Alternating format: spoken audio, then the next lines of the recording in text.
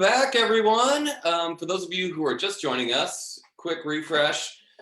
We're going to be opening up for live Q&A at the end of this session. So please submit your questions at the Q&A function at the bottom of your screen. Now, just to set the stage for how we're going to guide our discussion today, I'm going to launch a quick poll to see in the next 3 months how many of you are planning on thinking about M&A. So I'm going to launch this poll real quick. We'll get started in a moment, but this will help our panelists understand which side of the M&A equation you're thinking about. Looks like some people are not quite yet. Decent amount of I'm all in, and some people are hesitant. So thanks for your responses. They will help us understand what you're looking to learn today. So I'm going to end this poll real quick, share those results. All right, looks like a lot of people are just looking to learn, not quite yet, but we have a decent amount of people who are all in. So in a moment, we are going to dive into this amazing discussion. On to the topic for this next panel is M&A operational strategy from A to B. So without any further delay, please join me in giving a warm welcome to our guests. Our moderator for this discussion, Jillian Manis. She's the managing partner at Structure Capital, and she is a board member at the Nasdaq Entrepreneurial Center. We are happy to have you. We've got Chris, who's a strategy managing director at KPMG. We've got Ethan, who's a partner at Wilson Sonsini, and Luke, vice president, private equity and transactional risk group at Woodruff Sawyer. Team, over to you, and we're so happy to have you. Well, thank you. We're all happy to be here. Hello, everyone. Good morning. Love to start right in, and it's interesting that the polls show that everyone is not, they don't know if they're ready for M&A. You think you might be, you're not quite sure. And so we're going to unpack that a bit this morning. And I think that's going to be important for all of us. I always say, people always say, how should I think about my company? I may never go public. And so should I be thinking about it as for acquisition? How do I position my company? And my answer is always that actually you should always build a company to be able to take to IPO. Not necessarily you get there, but that's kind of the mindset as an early stage venture capitalist. That's what I always say. But let's unpack this whole journey to the M&A. Let's speak, just asking to the group this morning a bit about, have you seen like this sell side evolve in 2021? And what do you think this means for startups to get acquired this year or next year? Love to start with Ethan. Great, thanks, Jillian, and good morning, and nice to have all of you here listening to us speak. I appreciate that. So it's an interesting question, and we're obviously only in April, so it's still the beginning of the year, and this is going to come up a lot in this conversation, no doubt. But the story of the first few months of the year has really been the explosion of the SPAC market, as I'm sure a lot of you guys are aware, and sort of how that has impacted M&A, which is the focus of this conversation. And I think we're definitely still seeing a lot of M&A. Obviously sell-side M&A, every M&A deal has two sides to it.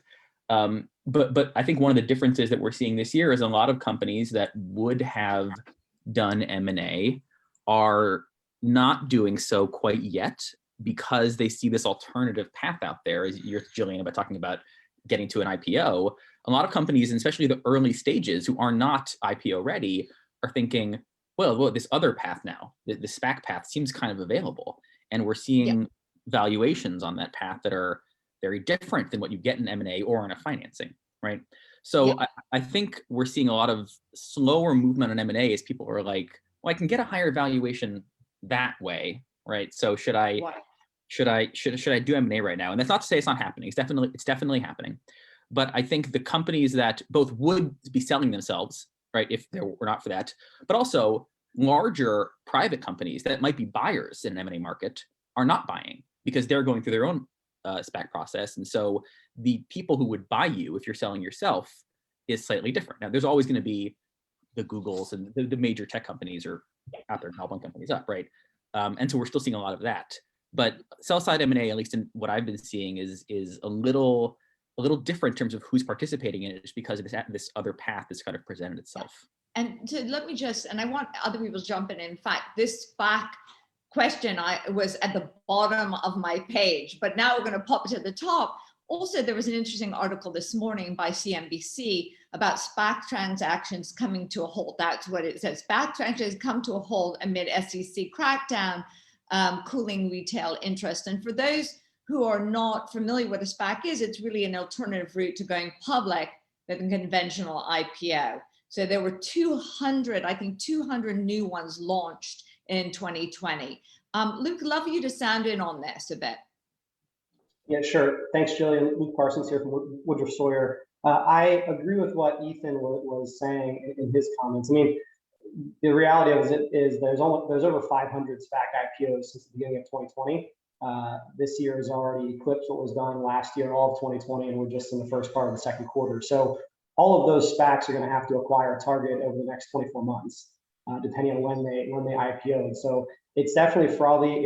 It's interesting from an insurance standpoint, just around the reps and warranties and things like that, and reps and warranties policies, which we're going to talk about, I think, in a little bit. But it's a very non-standard process from an insurance standpoint. It's very similar to an M&A deal, but at the end of the day, it is a private company that's going to be merging with a public entity, and the end entity will be public. So just from my side, on the insurance side of the equation, there's a lot of things to think about surrounding directors and officers insurance and things like that. But I don't think the SEC commentary recently, I think will halt or slow down the IPO process for SPACs. But the reality of it is there's already 500 SPACs that have gone public, and are going to need to do an M&A transaction next 24 months. Right. Chris, thoughts? Yeah, I mean, I think, in terms of SPACs, I mean, we're seeing, since the second half of last year, even until now, we're still seeing a lot of activity with SPACs and helping them do due diligence on a variety of fronts. So, we think we're going to continue to see that this year. That's, obviously, for those who know SPAC, it's, great for, companies that are looking to IPO. It's a great way to do it quickly versus kind of going with a traditional route. And like I said, I think it will continue to be popular this year. And I think it's an interesting alternative for startups as well. I think in regards to kind of your first question, in terms of, kind of what we're seeing in terms of activity overall, in terms of M&A space, I think if you think about last year, we saw a big dip in Q2, right, in terms of, M&A deals coming to a halt. But, second half of the year really exploded in tech. And we continue to see that the tech sector is continuing to be very active. We're seeing a lot of deals that are kind of more tuck-in type acquisitions for larger companies, even companies that are pre-revenue or being acquired based on the talent they have, based on, IPO they have as well. So we think that's going to continue to be the case. And I think it'll be interesting to see for this year for startups as well, and getting them positioned to either get acquired or IPO as well. Yeah, I think you hit on a very important point, and one that I'm sure a lot of startups who are listening right now, is that there are acquisitions being made pre-revenue. And I think that that's a very interesting, from the venture point of view. Of course, we invest in companies that are, shows incredible traction, really strong numbers in terms of the revenue. But so this is a very interesting perspective now that we're bringing to the table.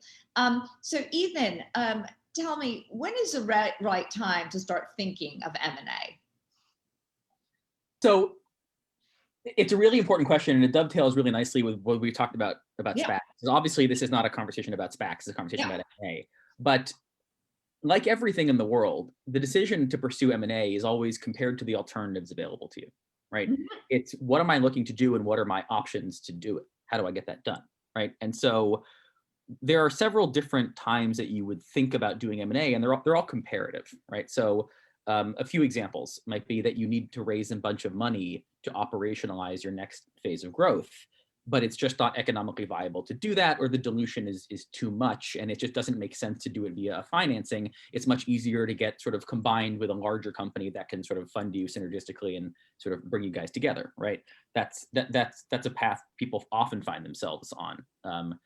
another similar path is essentially that you need, it's not necessarily that the amount of money you need is overwhelming or overly dilutive, but you candidly sometimes can't find people to invest, especially if, as Chris was talking about, if we were in Q2 last year, that was not easy, right? Even if what normally would have looked like, oh, a regular financing round at the time might not have been available to you, at least on terms you're willing to do, right? So you're looking to the M&A market to say, okay, well, that's better than my alternatives, right?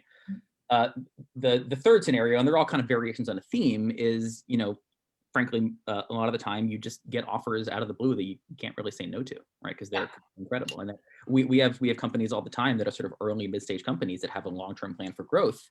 And, they're maybe having a meeting about a partnership with a much larger company, and the large company says, you know what, let's put the partnership aside. Let's just buy you, right? And they'll put a piece of paper on the table, and it's a number that you're like, you just can't say no to that, right? It's too big, right? Yeah. And so there's all these different drivers that go into it. And as you guys were hinting at, you can sell your company at any stage of development, right? It's always a push and pull between how much you want to take for the level of development you have. And that's just a conversation, with your investors and with your management team of like, is it time to pull the cord? And that might be because what's on the table is amazing and you can't say no to, or it might be because you don't have any other cord to pull, right? And hopefully everybody listening to this right now is in the first bucket, right? And is going to get a home run offer.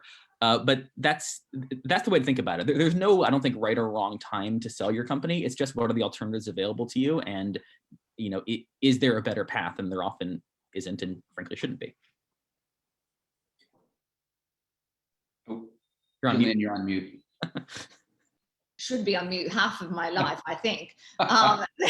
There's also the worry that companies hold on for too long, and they and then is there a point where, Chris, that a company can hold on and really is there a way to that it becomes stale or perceived as being difficult to work with? And just a little note for everybody out there, between 70 and 90% of M&A deals fail. So I think people always think, oh, M&A, I can, go that route. That's a little bit difficult. And Chris, I also just part and parcel of that is, what things should startups need to focus on when it comes to the due diligence, even ahead of the M&A conversation? Yeah, to answer your first question, really around, yes, can things go stale? Absolutely, as we know. I think understanding market conditions, understanding competitive landscape, understanding the value you can bring, whether it be to the market if you IPO or if you're looking for being acquired, understanding that timing is important, right? You may not be perfect, you may not be ready, but you have to understand some of the external factors because they drive a lot, right? And I think in terms of the question around thinking about diligence and being prepared, and what can you do to get ahead of those conversations? I think first and foremost, realizing this is a time-consuming process, and you really do need to plan ahead. You need to think about who are you going to include in the process. You want potential investors to meet the key people in your company. Why? Because oftentimes that's the key part of it, right? They want to understand what's the talent that's in here that's really enabling your products or service that you're taking to market. So I think first and foremost, really kind of prepping and preparing and realizing it's going to take effort to go through this process. I'd say another one is really getting outside help, right? Making sure you get outside help to get your company prepared for the process. Knowing what stage you're in, you're early on, you probably don't have all the corporate governance in place, and you may not be as, where you want to be up front when you're in the early stages of your company, but really kind of understanding what are the kind of key kind of checklist items that you need to make sure you have in place for M&A, and plan for that, I think, is important. So Chris, is that at the A stage? Is that the B? Is that at C? Where should founders be thinking about that? Because once again, I really do feel that it's important for them to understand the M&A process right, in Yep. order to then sort of start at the finish line, if you will, and then go backwards so that their company will always be set up properly. Yeah. Yeah, no, look, it's important to really understand this up front and then start putting the right pieces together, right? Again, when you think about corporate governance and having that in place, what does that look like? What are the minimums you need to have in place? And really starting to kind of think about that and building that infrastructure in place as it makes sense, right? And the as it makes sense is important, right? You don't want to kind of overdo it and have too much, we'll call it red tape in place, but you want to kind of make sure what you have in place works for your company, as well as getting you ready for a kind of M&A activity. Yeah, okay, continue. Oh yeah, and then I was going to say a couple other things I want to note on here too. I think it's also important to clearly, understand what you're looking to get out of an acquisition. What do you need in the short and long term? How is that going to help you? Is it a cash injection for growth?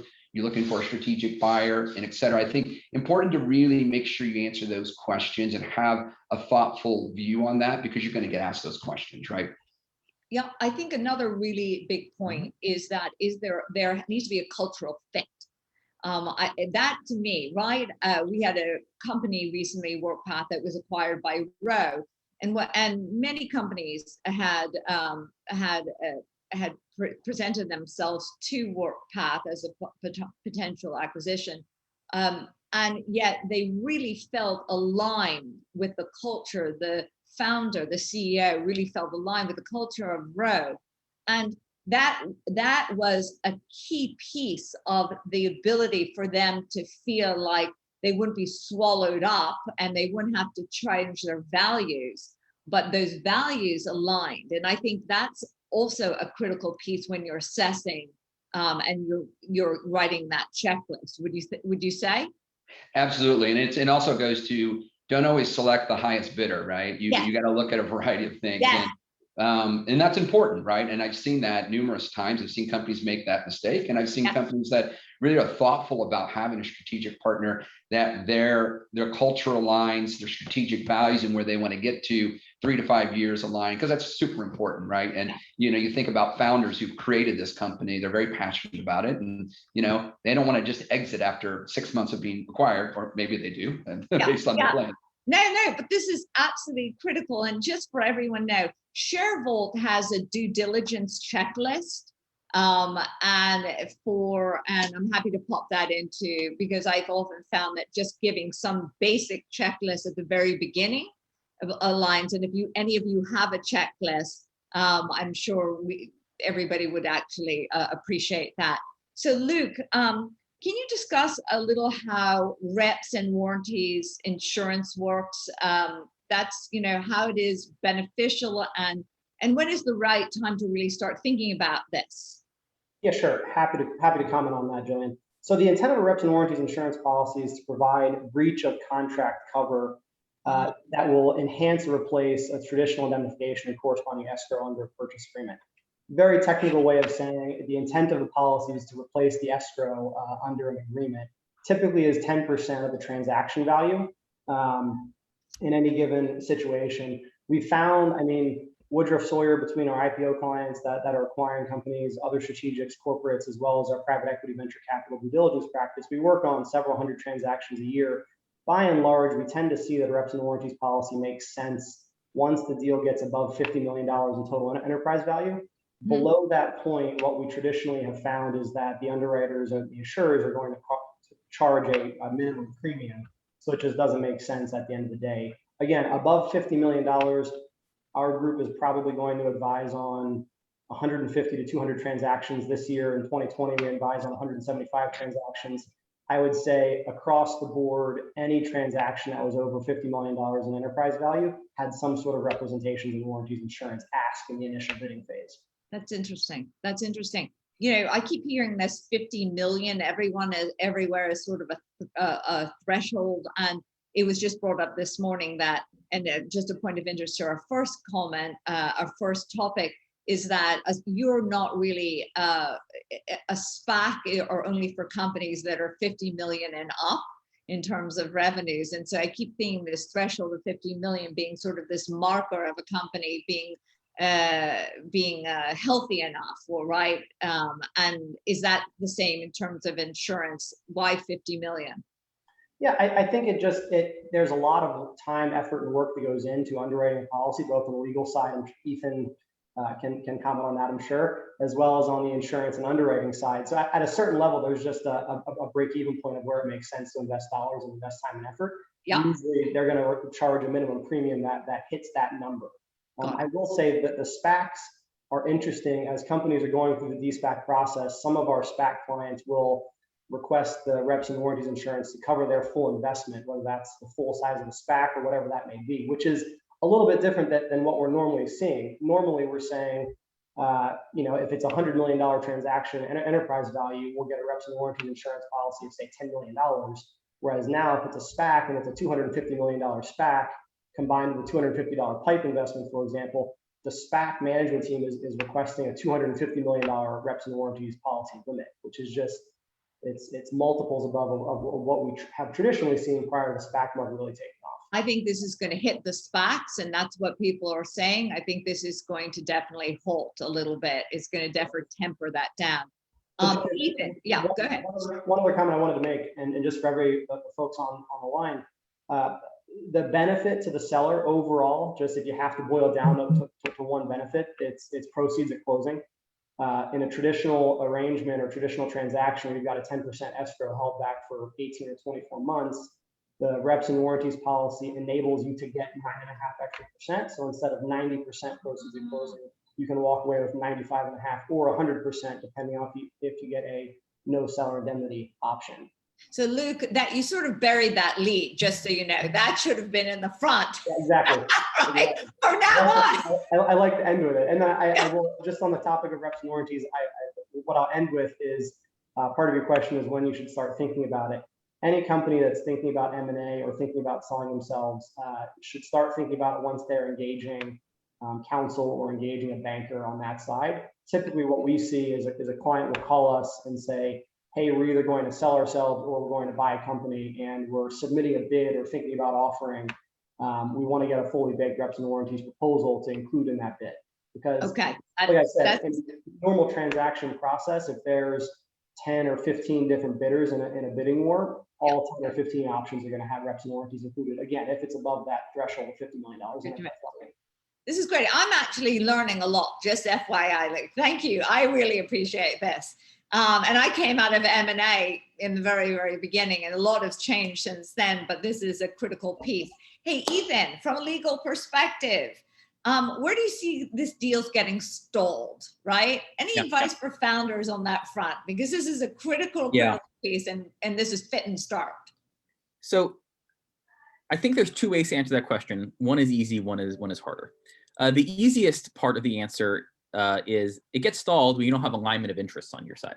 And so one of the things, and this applies to several of the questions you've already answered about what's the right time, how do you prepare yourself? Make sure you have constant communication with your board, obviously, your major investors, right? Make sure you're all aligned with what you're trying to do. You do sometimes encounter cases where some investors want out and some want to stay in, and you start going down an M&A path, and then it's clear you don't have consensus on your side. And any buyer is going to require you end up with consensus on your side, right? So make sure that's aligned. But that's usually doable. People tend to, and I'm sure everybody listening right now tends to have great relationships with their board and their investors, and all is happy, right? One would hope. One would hope. One would hope, but that can be managed. The more difficult part is that the reason a lot of M&As tend to break apart is because of things that happened before the M&A process ever started. And so this is actually an important question to answer for all the people who clicked not there yet, right? Because often as a result of diligence, buyers will discover things in especially earlier stage companies that are really problematic. And they're not necessarily problematic for you as the founder or the startup. They're problematic for the much bigger company that is buying you, right? Yeah. A lot of small companies, don't pay a ton of attention to regulatory issues first and foremost, especially things around privacy and things like that. They're smaller companies. They try to do their best, but maintaining full regulatory compliance can be expensive. You got to hire people like me and people like Luke and Chris to help you do that, right? And complying with whether it's privacy issues or various different regulatory regimes, depending what your industry is, it can be annoying and painful and expensive. And you might think, oh, we'll figure that out later. By the time you get through M&A process, when a major tech company or multinational conglomerate was looking to buy you, you may have problems that can't be fixed in a way that'll satisfy them. And you might think they're being overly persnickety. Why do they care so much about these small things? And we can debate if that's meritorious or not. But the companies that are going to buy you, they really care about this stuff. They want to make sure it's pristine. Sure. And so if it's not pristine, the deal might just not happen at all because they're not willing to take the risk. But even if they are willing to do a deal over perhaps some failures in the way that you manage regulatory compliance, they're going to make you pay for it or make you indemnify them for it in ways that your investors might not like. And that's the kind of stuff Luke can jump in. But a lot of these things are things where insurance actually can't help you because they're potentially known issues and you're just eating the liability. So, going back to the conversation Chris was talking about earlier, we recognize it can be expensive and annoying to do that, but making sure you're up to snuff on all of your legal compliance well before you're planning on doing M&A is like really critical to making sure that when you do M&A, it goes smoothly, because that is where deals die the most when you're dealing with big acquirers, in my experience. Are there questions or are there demands that you should make of your counsel at the very beginning? Shouldn't your counsel be the one to say, listen, let's keep you on track from the very beginning? That relationship with your counsel. And when I always feel like a lot of the startups, like, when do we bring that in-house? When do we bring counsel in-house? And that's a very big, because it's definitely a cost associated with that, but it also enables them to stay on track. Yeah. I mean, the question of when to bring counsel in-house it's really an economic one. It's at what point does hiring somebody full-time internally make more economic sense than paying your outside counsel to do the work all the time, right? And depending how big you are and how much help you need, there's variability in that question. I mean, I think a lot of people don't necessarily realize they have to ask counsel certain questions when they're starting up a company. They don't necessarily realize the implications of signing this contract with this person or putting out this advertisement, whatever it might be, right? And so, I mean, as a lawyer, I'm always incentivized to say, always check with your lawyer before you do anything, right? That's what we do. I know, but every time you check with your lawyer, it's $300, it's $600, it's $1,200. And so I always think, is there a place where some of the startups, and maybe you could pop that into the chat, is are there certain questions that startups should be asking their lawyers from the beginning that would help them to de-risk, if you will? And Luke, we're going to talk about a little bit of that in terms of how should startups think about risk when considering being acquired. So Luke, you want to jump in on that as well? Yeah, I think when startups are thinking about getting acquired, the most important thing to consider from an insurance standpoint is having an adequate foundation. And Ethan and Chris, I'm sure, go through this as well. But when we're doing due diligence, either the buy or the sell side, what we tend to find out with companies, by and large, is they're not experts in insurance. They're experts in growing their business and scaling the business from nothing into hopefully something. So in the interim, there's nobody focused on the insurance program as a startup that should be. And it's not their fault by any means. It's just the fact that they haven't had to do it because they're focused on other things. So we tend to find they should be thinking about risk. What you want to be doing as you're growing and scaling is implementing a solid foundation of insurance. And by that, I mean property casualty, management liability, D&O, employment practices, cyber, professional, kind of anything that can cause trouble down the road. Because as Ethan said, one of the main things we find with some of our technology and life science clients specifically is that a serial acquirer or strategic comes in to do M&A and acquire the target, and the target doesn't have the basic coverages in place. So then they have to worry about tail coverage and runoff coverage to retroactively cover that. When if they had a solid foundation in place to start off with, it would be taken care of. The other thing to think about when a startup or venture-backed company is considered being acquired, it's really important to talk to folks like Ethan and your insurance advisor or consultant or your broker. How are the liabilities going to remain pre-close and post-close? And what liabilities are going to be pulled forward for the acquirer to take care of versus what's going to be what's the responsibility of the selling company, again, both pre and post-close, regarding certain liabilities. Yeah. A good example of this is if somebody comes out a month and a half post-close and it has an employment practices, they allege wrongful termination or discrimination or something like that, whose responsibility is that? Who pays for that? Who's in charge of it? Those are things to look out for from a risk standpoint that I think some startups or folks thinking about selling themselves might not think about offhand, because again, insurance is not their forte and it might not be the top priority. The regulatory items might be a little bit more of a higher priority, but it should be a piece of the puzzle. So Luke, it would be really helpful if you were to provide either in the chat or afterward, just a list. You rattle off, here are all the insurances that you should have. You should have cyber, you should have this, you should have this, you should have that. I personally would love to give to our founders that list. So maybe you could just put that together and then we can put that on the platform because that's what we do. We provide resources to these entrepreneurs, and that would be a very, very valuable resource. Hey, Chris, how can startups appear more attractive to buyers in the acquisition offers?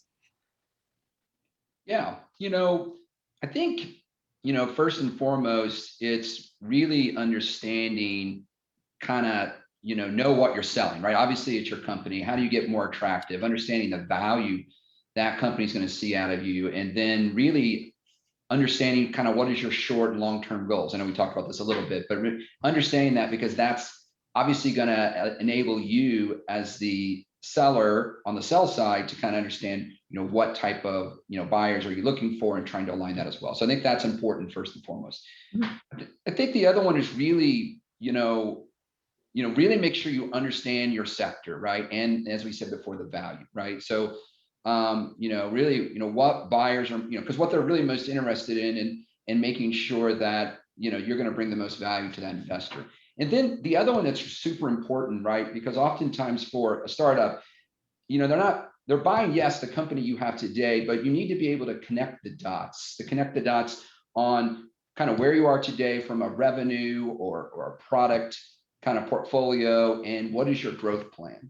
And you really need to get them comfortable with kind of your projections and how you've kind of built up what I would say more of a data-driven growth strategy that shows how you're going to grow from today to 5 years from now. What are some potential risks? What is your product portfolio? What are you going to do to get there? Really getting them comfortable with that as well.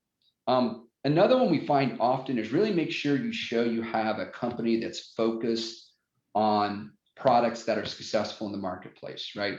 I think oftentimes we find, companies will start with a product idea or thought, and then they may continue on with that product, even though maybe it's not that profitable, it's not growing, but resources are being dedicated to that and it's not a success. They pivot and go to other products. But I think it's important to show that you're not going to always get it right. And when you don't, it's okay to not do that and say no to that product and move to the next thing that's really winning in the marketplace and enable you to drive growth. So being able to show a history of that and show that you've done that, I think is important. It kind of speaks to the culture of the company and your ability to kind of, figure out where you're going to place your bets. Yeah, I think this is a critical point because, we often say that, who are we really investing in at the very beginning? And as VCs, we invest in the team, we invest in the people, we invest in the product, but we anticipate, and we hope that that product is actually going to evolve.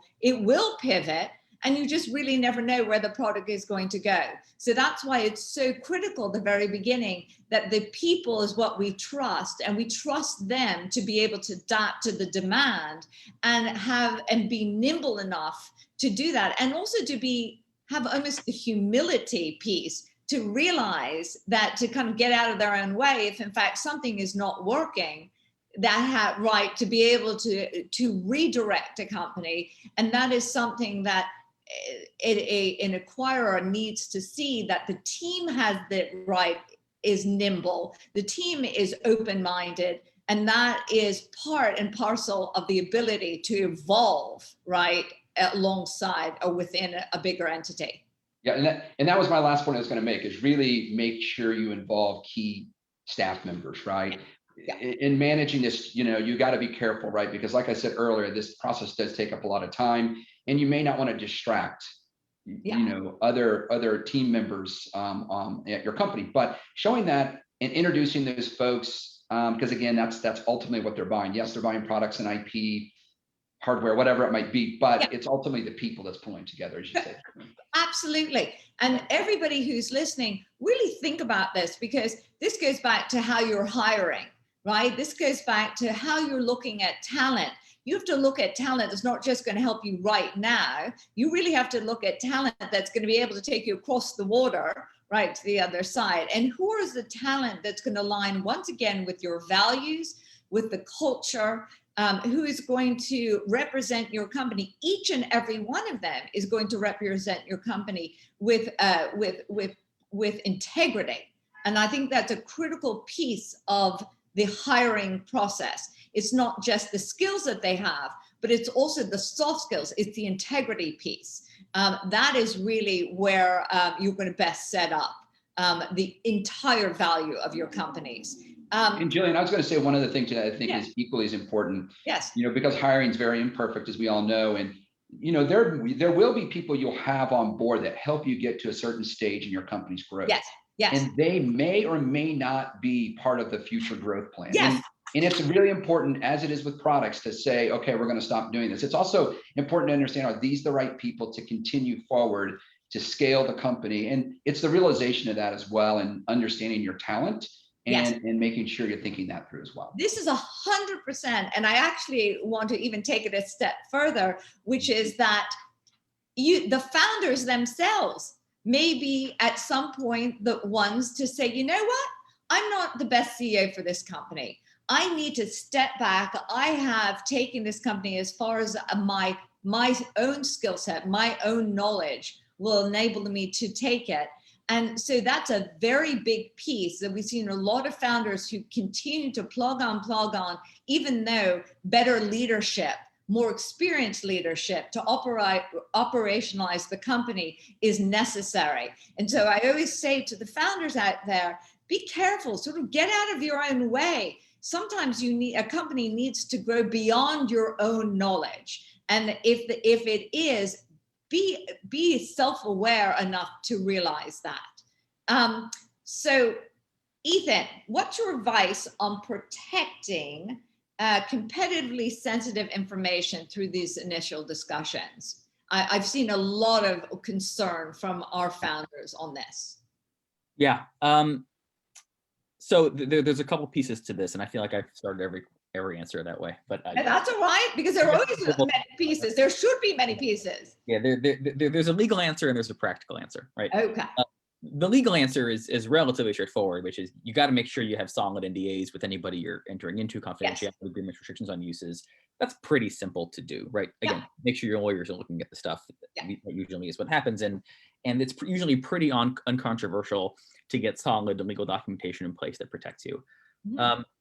Oftentimes that is, it might be sufficient legally, but people skirt the lines on it, and people tend to not be comfortable, especially because we're often in situations where you can tell somebody, hey, I'm giving you this information confidentially, but you can't remove the information from their brain. You can't prevent them from knowing it as they go forward in the world, right? So if you're giving somebody competitively sensitive information, you have to recognize there is some risk that no matter, even if they're well-intentioned, they can't not use it in some sense.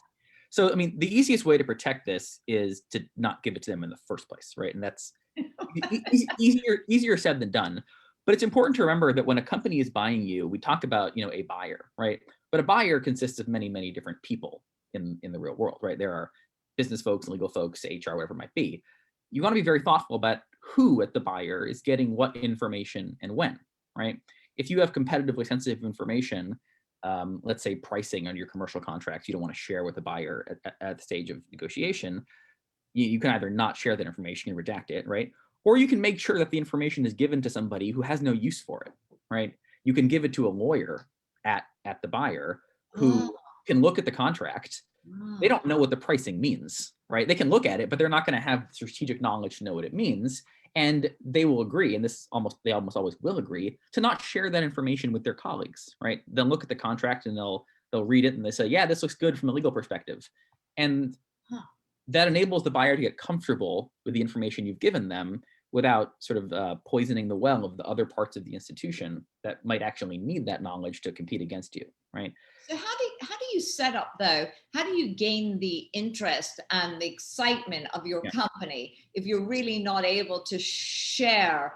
So yeah, there are a couple ways of doing it. First, as Chris was talking about earlier, the way you set up your financial projections, the way you sort of describe your business from a revenue model, even if you're pre-revenue, presumably there is a projection of future revenue at some point, right? Yeah.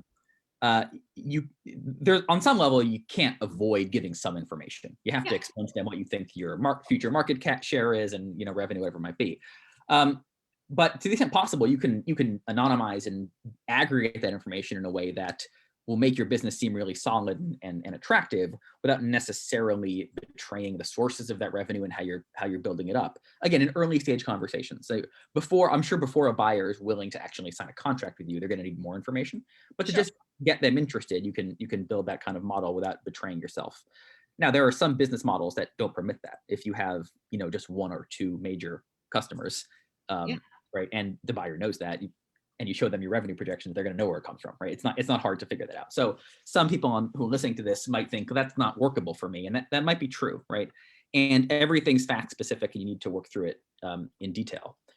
The other thing I'd say here is that there are legal constraints on the buy side that they might not want to see your information for various regulatory antitrust related purposes, right? So what we're describing right now sounds like you as the seller are withholding information in a kind of unilateral way. And that's sometimes true, but it's usually more collaborative than that, because buyers are often under the, they're aware of the fact that, if information gets in their hands, they're going to be tainted by it, either contractually or from an antitrust perspective. And so it's usually a very collaborative process, and you should just be straightforward when you talk to the buyer of, here is the category of stuff I think is competitively sensitive. We want to not share that with you yet, right? Or just be straightforward about it.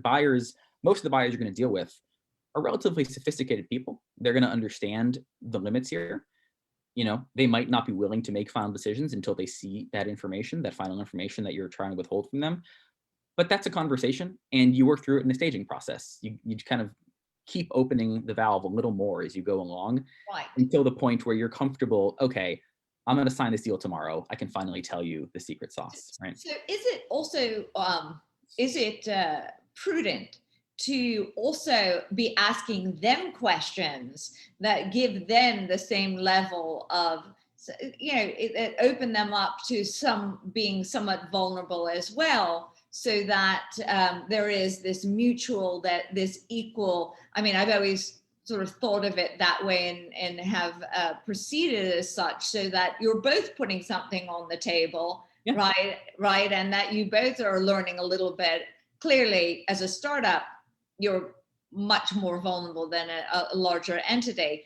But I think this is a big question, and maybe Chris, you could talk a little bit about this in terms of, from the corporate perspective on the buy side, and the due diligence there. But Ethan, if there's something you want to just add on that. Yeah, no, the only thing, you are well within your rights to make, I won't say demands, but ask questions of buyers, both, again, legally, making sure they have structures, institutions in place to keep your information confidential. You want to make sure that they're not yahoos over there, right? Yes.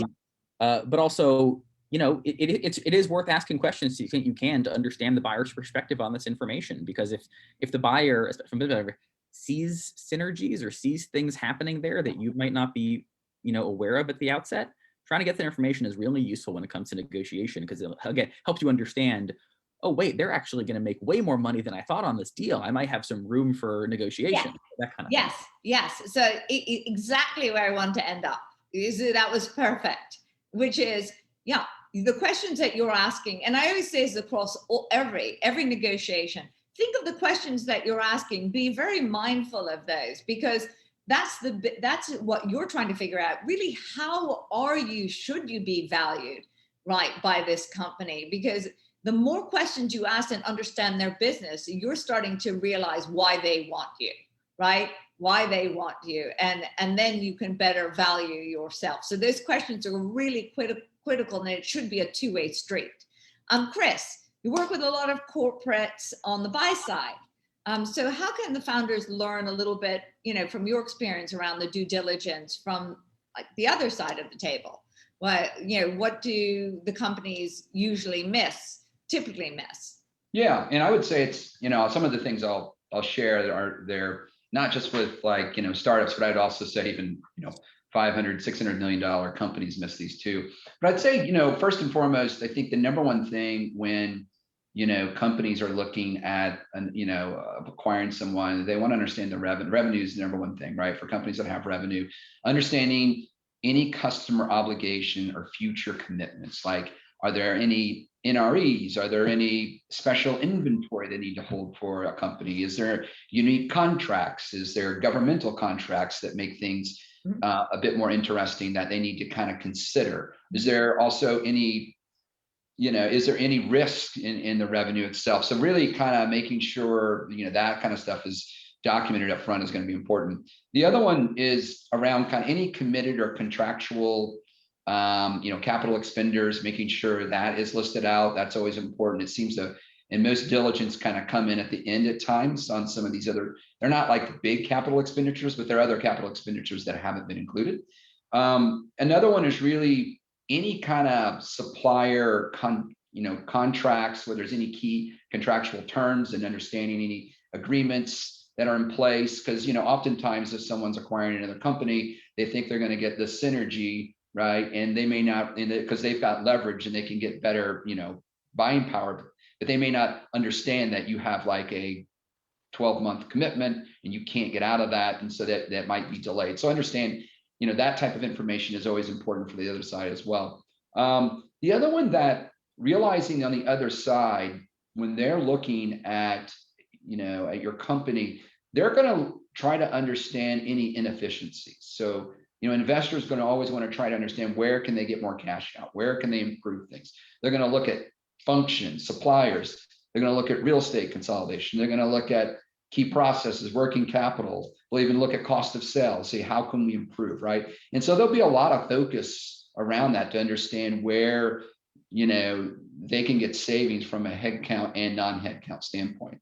And again, when you're in a startup mode, obviously, I don't think they're going to be looking at cutting headcount. But again, if it's if they're acquiring you and they're going to kind of have like a synergy play and combine you with another business, then they may, right? So that's something you'll want to understand and also be ready for. And then the other one, and I mentioned it earlier, is really, I think another one that I see missed often is really making sure you talk about the team that's going to be involved in this transaction, their backgrounds, capability. I mean, again, this is what the investor's buying. And then the last one I would say, which kind of leads to the previous discussion, is really around, kind of what are you looking for in an acquiree, right? And understanding their motives and what they're looking for. Again, it gets back to what I said before, the largest offer, on your company doesn't mean it's the right one for you. It needs to be, strategic fit and cultural fit, but really having that thought through a little bit more and making sure, what you're looking for as well is important. Yeah. I want to jump in. Yeah, go ahead. One thing I said is so important. We should have mentioned it earlier. When a buyer is coming to buy, almost always, they want the team, right? They don't just want the company. And 100%. So, yeah. But one of the places I have seen deals stalled a lot is one or two key team members maybe don't want to work for that company, yes. Right? And you, as the CEO or the founder or a board member, right, you might not think it's that big a deal, right? Like, we built up this awesome, great company. It's worth hundreds of millions of dollars. The revenue's there, right? Yeah. From a buyer's perspective, they want those people. And so when you think about the constituencies involved that you need approval from, right? You don't need a legal approval from your CFO, right, to do the deal. It's not legally required or anything, but you need to understand, just expectation-wise, a buyer is going to expect that. Might not be the CFO, maybe CTO, whoever it might be. The buyer's going to expect those people are there. And so again, you need to have conversations with your management team about these deals. Yeah. And there's always a balance of confidentiality and when you want to bring people into the tent and at what point you have those conversations. Yeah. It's something to keep in mind, especially if, for example, we sometimes see situations where your CTO wants to retire soon or something like that. Yes. Right? And, yes. And that gets in the way of doing a deal. So it's just something you really got to keep an eye on. Yeah, I think this is a critical point. there were a couple of questions around this in the chat box. One is, there was one of the founders who was saying, he said, I'm one of the self-aware, I need to get out of my own way. What is the best way to replace me? And will an acquisition be willing to proceed without having the key personnel to replace me, at that time? And I think that I'd love to hear your thoughts on this, but I've always thought that, back to your point, you've got to think about who that management team is way before you start having these M&A conversations. Who wants to go through this? Who wants to be on, who wants to continue with this company? Who doesn't want, also in terms of the IPOs as well, who doesn't want to be part of a public company? There's, right? And so I think it's critical to get the buy-in from not just the investors, as you pointed out, but even more so from the management team. For sure. There was also, Luke, there was, Chris, there was a question on, is EBITDA the most important factor to do M&A? He said, I think 70% of the M&A fails because they are not seeing capability of growth in the future with the merge of capital. So Chris, you want to talk about EBITDA? Yeah, I could talk about it. So I do a lot of work for private equity, and obviously private equity aren't typically buying startups, but they do focus on EBITDA, right? That's a big focus for them. They're more kind of established companies that are in growth mode, but have, revenue and are either profitable or close to being profitable, right? And so, typically that's the focus, but EBITDA is not everything, right? I think it kind of, again, it gets back to depends and at a stage of where you're at the company. And, also kind of, as I said in the question, is really kind of your growth projections. What's going to drive the growth? How do you, again, connect the dots to where you are today to where you want to get to? And does that seem reasonable, right? I think it gets back to, is it reasonable to assume that based on, market conditions, based on historically how you've performed and where you're going, right? That would be, I don't know, Luke, if you have a view on that. Yeah, that makes total sense. Yep. Luke, you work a lot with corporate and sponsor firms on the buy side. How can our founders learn from the experiences working on the buy side due diligence process from the other side of the table? What are early stage companies typically miss when it comes to insurance? You covered a bit of that, but love to hear a little bit more. Sure, yeah, I covered a little bit about it, and I can reiterate some of it as well as expand it. Insurance is simply not a top of page issue until an incident arises, right? When something happens at the company level, they want to make sure it's covered, and they probably buy the insurance, they put it on a shelf once a year, and they don't think about it throughout the rest of the year. What a buyer is typically, what our private equity buyers or our growth equity investors are interested in, by and large, from their perspective, from an insurance standpoint, they want to make sure and confirm how the company that they're acquiring has historically protected EBITDA, because EBITDA is obviously a factor of why they're buying companies. They want to understand how the company has historically protected the EBITDA and mitigated risk as they've grown from startup to the point of the acquisition. What we find is usually the companies will fall into one of three categories. There's no coverage in place at all for key risks such as cyber liability, professional liability, or management liability. There's coverages in place, but the limits are vastly inadequate given the growth or projections of the company, i.e. you've gone from $3 million of revenue to $50 million of revenue, and you're still buying a $1 million cyber insurance policy, for example. The foundation wasn't set at the outset to scale with the company as it grows from an insurance perspective. And again, it's no harm, no foul on the company's management team. Insurance is not their forte and not their expertise. So again, most startup folks will buy the insurance, they'll put it on a shelf and only go to it when there's a problem. So I think as a company, and for the folks that are considering selling themselves on the call today, my overall recommendation would be to ensure you're working alongside an insurance broker partner who, one, has experience in your industry, because that really matters. Yeah. And two, making sure that broker partner can help you professionalize and add greater sophistication to the insurance that's in place, so it can become a checkbox on a buyer's checklist versus something they need to dig into further as the deal goes on. So question, at what point should an early stage, is it when they're, A round, B round, when should, at what point should a startup buy their first insurance, and what would that be? What would that package be? Once they're going to have a product that's in the marketplace or they're hiring employees, you should I think you should definitely start to think about insurance. Definitely the A round, B round. As you're going to be accepting outside board members, you're going to want to have a D&O insurance policy in place. They will require that, and if they Yes. don't require that, then that's another conversation. Yep. Yep. But typically Governance issue. Yeah, when you're going to start having products out in the marketplace and being accepting revenue and have the opportunity for third parties to allege wrongdoing, whether that's financial wrongdoing or bodily injury wrongdoing, you're going to want to have the insurance in place. Yeah, this is a critical piece, and I think a lot of startups don't really understand the importance of insurance and the depth and the breadth of insurance. So I really hope that there's a lot of follow-up on this in terms of contacting you. I know we have over 90 portfolio companies, and after this phone call, I'm going to actually send a note to everybody saying, okay, everybody, but I would love for you to provide us with a checklist for structured capital to say, okay, how many of you have this many, and at what point do you need all of it or 50% of it? But that's a follow-up question, and I definitely would like to discuss that. Sure. Chris, I just want to ask you a little bit about the valuation and in terms of, we're seeing a lot of, I would say, this kind of frothy valuations and how to price these early deals. And I always think the simplest way to value an early stage company is with comps and also with sort of, although that slightly lower accuracy because every business is unique.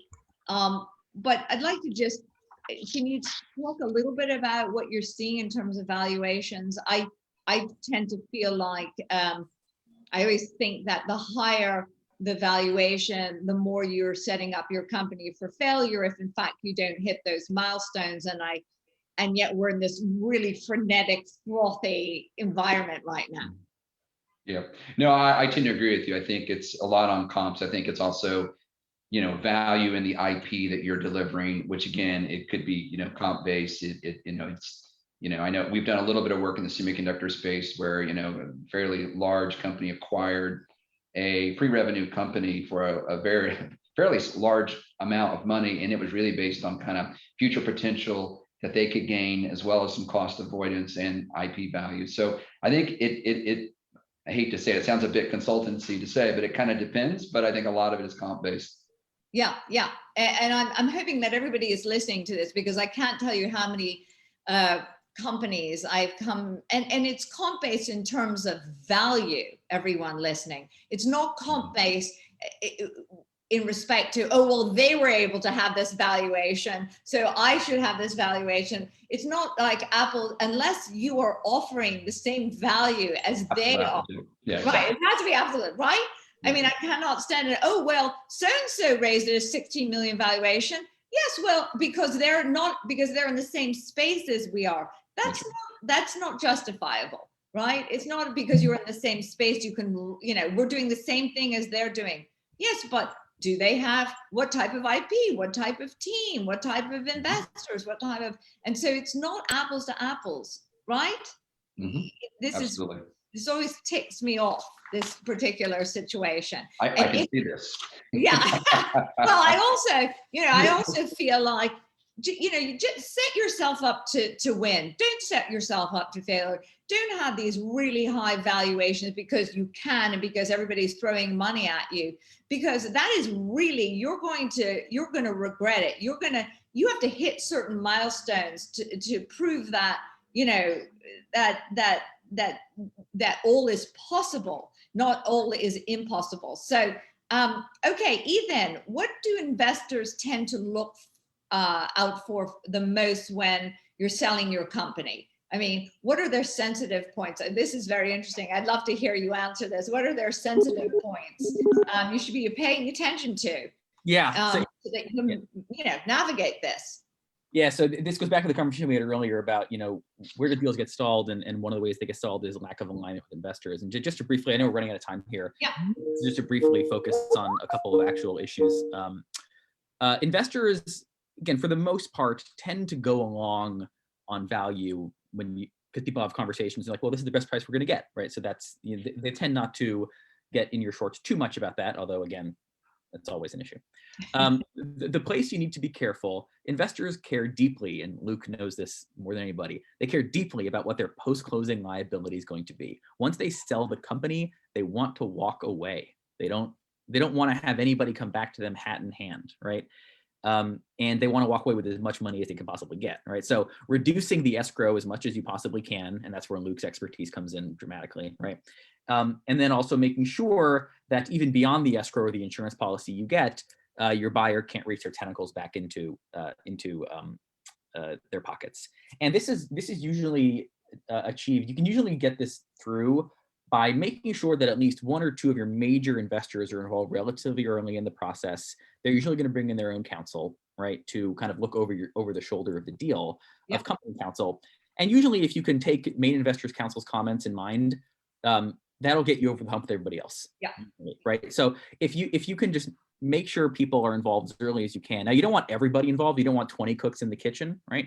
And at a certain level, you know, you're going to have to say, this is the best deal we can negotiate, and present it to your investors and say, do you want to do this deal or not, right? But at least having one or two sophisticated investors involved early on, helping manage the process is really going to be helpful on that. The other point I'd make, again, because I realize we're out of time, we haven't touched upon it most, talking about valuations. The currency people use to buy your company, whether it's cash or stock, is really, really critical, right? Investors are going to care if they're getting paid in cash or if they're getting equity in a different company, right? In which case, you have all these issues when it comes to liquidity and valuation. So that's a very, very early stage conversation. It's really critical, but your investors are going to care deeply about that. So those are the two things I would really focus on, which is post-closing liability and what is the currency that they are using, that they are getting in the transaction. Those are very, very good points, by the way. And we've had a number of conversations around the pros and the cons of equity versus and actually having those conversations not only with the company, with our fellow investors,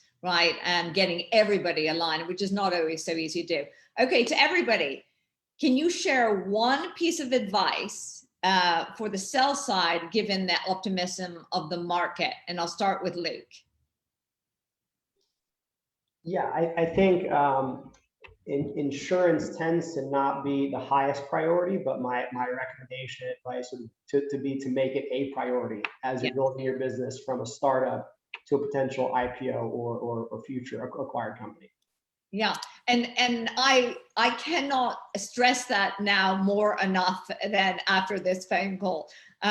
People don't realize everybody is building in the moment, and they're not building for acquisition. But I think now when we take this survey, I think a lot more people are going to start to realize that they need to start on the finish line and work backwards. And where they should start working backwards is they should have a very keen thought around insurance and how that is going to protect their company now, later, right? And appreciate that, Luke. Myself. For sure. Ethan, your answer. So. I think the main answer I would give is plan for M&A even if you're not actually planning for M&A. Yes. Very early in the process, you're like, I'm nowhere near selling my company. It doesn't matter. You want to make sure you're doing things correctly, because one day, as you said, we started this entire conversation. You're either going to sell your company or you're going to go public. There aren't that many ways a life of a company ends. And in both those scenarios, you got to make sure you're buttoned up. So take the early pain of perhaps, again, it's self-serving.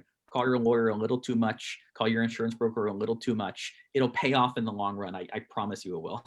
Oh, I love that. Button up yourself, everybody. That's a takeaway. And I don't think you can call your lawyer too much. My husband, Rob Chestnut, left.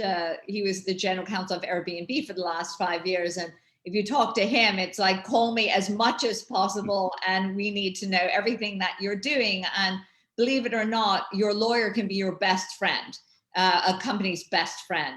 And they have so much experience, historical perspective, and also just horizontal perspective, because they're helping so many companies. Same with insurance. So let's say Chris. Chris. Oh, last one. Yeah. Wrap it up. Yeah, I'll wrap it up here. Yeah, I think as you guys are thinking of M&A, I mean, really, I would say my kind of thought I'd leave you with is, focus your company. You're going to need to make tough choices on products, right, that align to the market and are winning, right? And the other one is on your people, as we mentioned, right? You need to have the right people to help scale your company, put the right governance in place. Those are all super critical things as you're thinking about growth and M&A in the future. Yes. Okay, I'm going to put the cherry on top of this. And it is what I always say, everybody, it is rarely the products that fail. It's most often the people. So it all starts there. It all ends there. You had brilliant people right here. Chris, Luke, Ethan, thank you so much. We all learned, and I'm hoping that everybody who is listening will reach out to all of you because we need good people in our companies. Thank you, everyone. Thank you. Bye. Amazing. Thank you, Jillian, Chris, Nathan, and Luke for sharing those incredible insights on the M&A sell side. For those of you, to Jillian's point, who would like to get in touch with our partners, I'm going to launch a quick poll that will help you do just that. So I'm going to launch this. Just a quick heads up on housekeeping. We are on the brink of a break. So we are coming back at 11:50 a.m. Pacific for our next panel, which is on the buy side. So if you want to give us some of those poll answers, we'd love to hook you up to learn more from KPMG, Wilson Sonsini, Woodruff Sawyer. And also, I'll give you some time back to fill up those coffee cups. And we will be back at 11:50 a.m. Pacific. So see you guys in a moment.